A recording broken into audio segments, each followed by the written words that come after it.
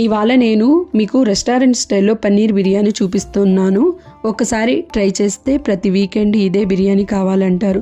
పసుపు, కారం, ధనియాల పొడి, గరం మసాలా, కసూరి మేతి, సాల్ట్, పెరుగు, అల్లం పేస్టు, లెమన్ జ్యూస్ వేసుకొని కలుపుకొని పన్నీర్ క్యూబ్స్ కూడా యాడ్ చేసుకొని కలిపి 30 మినిట్స్ రెస్ట్ ఇవ్వాలి. ప్యాన్లో గీ యాడ్ చేసుకొని పన్నీర్ క్యూబ్స్ యాడ్ చేసి ఫ్రై చేసుకోవాలి. ఫ్రై అయిన వాటిని పక్క తీసి పెట్టుకొని అదే ప్యాన్లో నూనె యాడ్ చేసి ఆనియన్స్, పచ్చిమిర్చి ఫ్రై చేసుకొని అల్లం పేస్ట్ కూడా వేసుకొని ఫ్రై చేయాలి. ఇప్పుడు టమాటా పేస్ట్ వేసి కుక్ చేసిన తర్వాత కారం, పసుపు, పెరుగు, సాల్ట్ వేసుకొని ఫ్రై చేసుకోవాలి. ఇప్పుడు కొత్తిమీర, పుదీనా వేసుకొని ఫ్రై చేసుకోవాలి.